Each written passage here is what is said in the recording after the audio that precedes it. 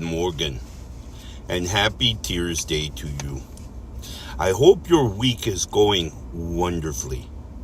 I hope that you're absorbing the energies of these experiences in a good way. Remember, there's always a different perspective. Firstly, I'd like to thank all of you who have liked, followed, and subscribed.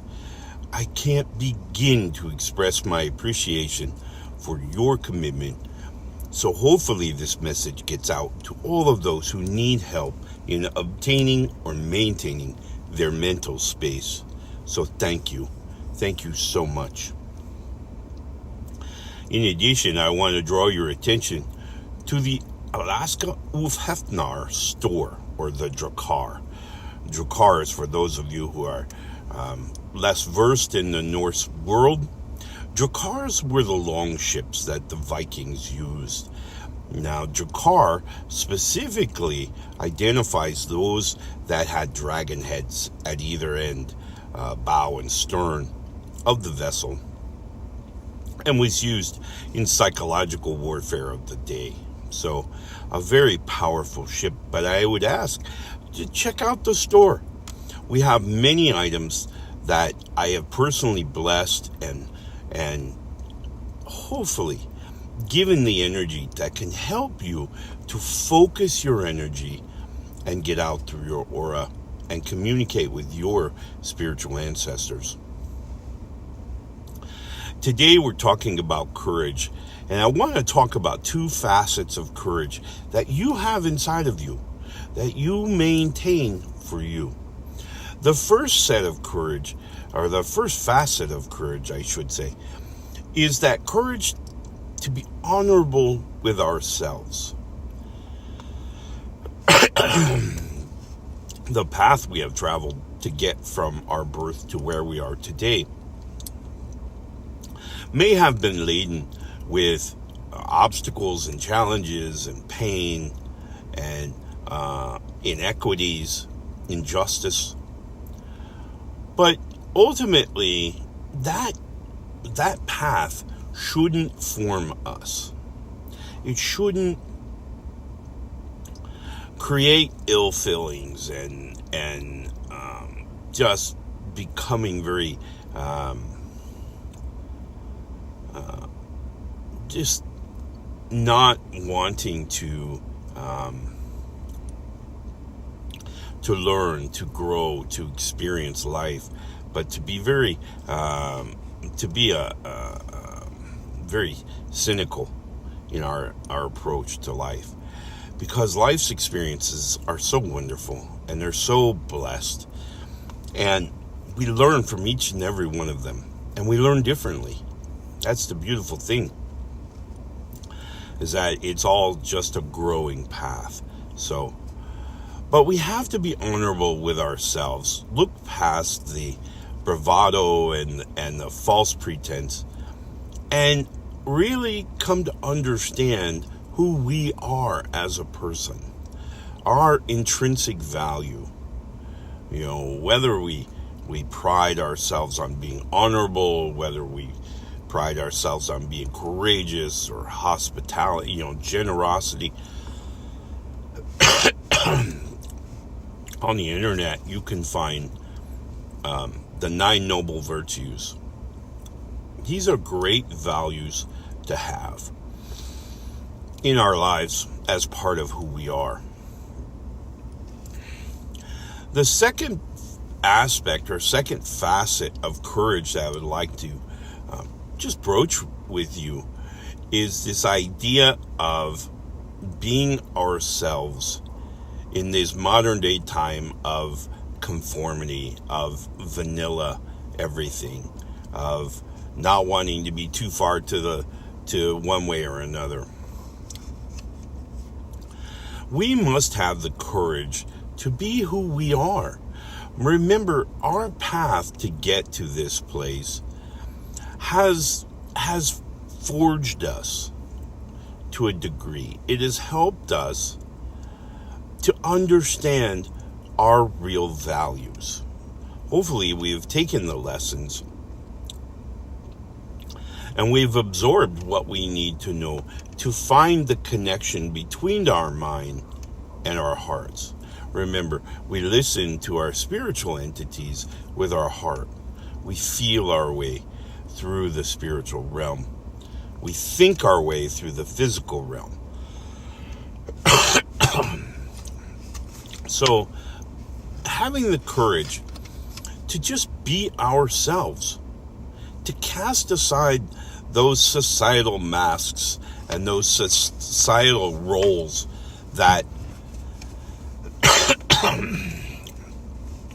that sometimes we perceive are being asked of us when in fact they aren't. But those masks and those roles that we play to be to feel included in society, in a community. And sometimes we just don't need that. We need to be us. We need to remember that each stone upon this path that we have traveled from birth till now has had some level of influence in the way we see the world. Those stones are different for you than they are for anyone else. Your path has been as unique as you are. Maybe there have been some similarities with others, but ultimately we have a different DNA is where we start. And then from that DNA, we have different influences that affect our emotions, which then set the filters, which then changes our interpretation of the physical realm we live in. So, your destiny is to learn as much as you can emotionally from this experience we have called life. So being courageous enough to really fully experience that. The other day I spoke of really experiencing something, and many times we don't. We see something and we kind of conclude that that's all there is, but we haven't heard anything. The smells in the air haven't permeated into our brain. Certainly any tastes on the air as this experience unfolded.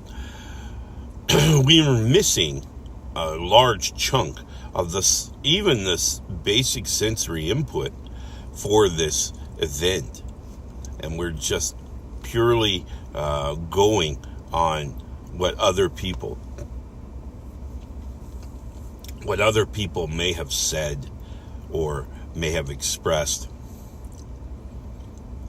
We're counting on our empathy to, and in some cases, in many cases of the people I've met, they're not even empathic about it. They're simply, it's just something they read, a Twitter thing, and that was it. They accepted that as the full experience, and it's not even 1/6 of the experience. The rest of the experience, the sounds, the smells, the tastes, the tingling in the air, those things are all part of the experience. And those parts is what it teaches us. It grows us. Those parts are the parts that we need to embrace to fully experience the moment.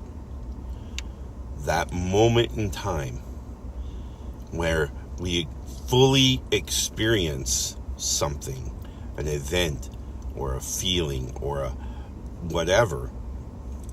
To fully experience it, we have to take in as much sensory input as we can. So think about, as we process that, and we're bringing in the sensory input, if we don't have a particular sensory input, we see something and don't hear it, think about the dark energy that is being used to fill the sound part, right? Because what's the first thought you have if you see something and don't hear it is, well, what did that sound like? What did that smell like? What did that taste like? So you have all of these questions that are drawn in by this dark energy, okay? And so think about experiencing your life to the fullest.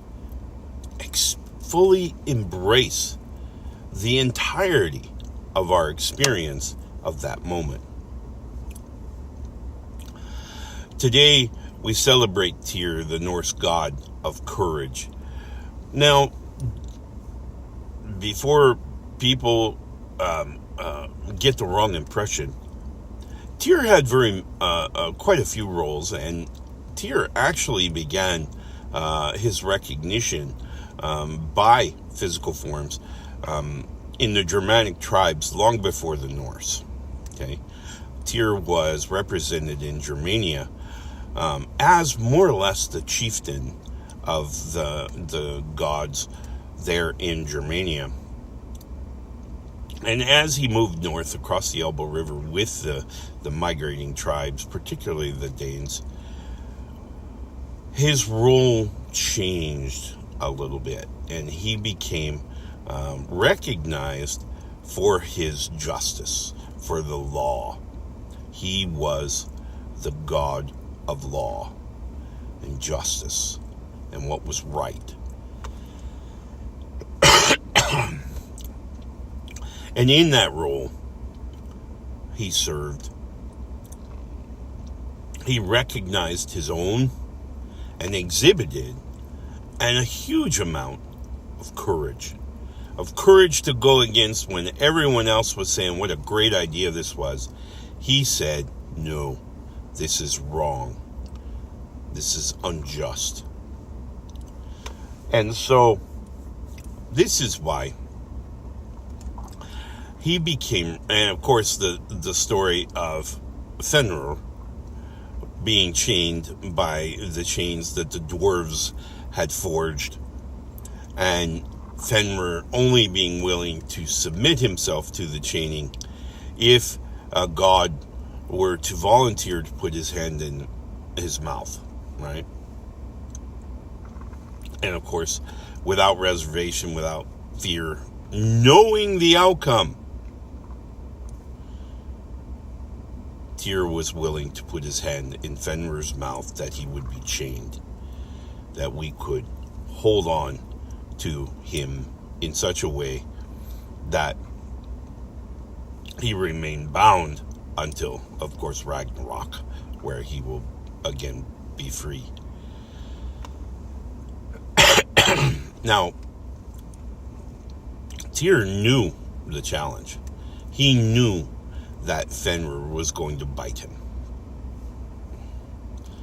Fenrir was just that way. He was going to bite him. He knew it for sure. Yet he was still willing to do it, willing to put his hand in there for the betterment of all kind.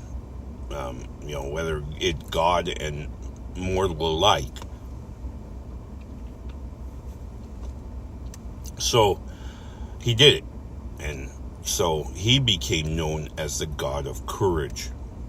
And when I need courage, if I'm going to make a public appearance, or I'm going to speak in front of a large crowd,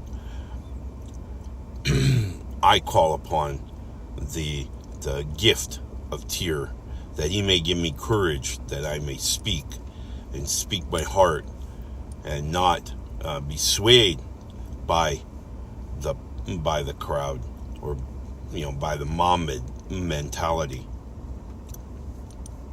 I'm able to deliver my message, deliver it the way the spirits intend it to be delivered. So he gives me courage to do that. So each day, when we're experiencing this lifetime, I want us to think for just a moment of fully experiencing the moment. fully embracing the moment.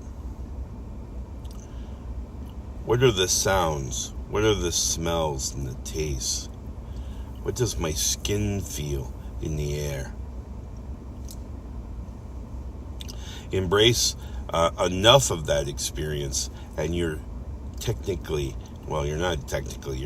in reality, you're living in the moment. You're absorbing the moment in its entirety. And that, my friends, leads us to great wisdom. All right? Again, today we celebrate Tears Day. We invest in our courage to be ourselves. We embrace the journey that we have had since birth till now.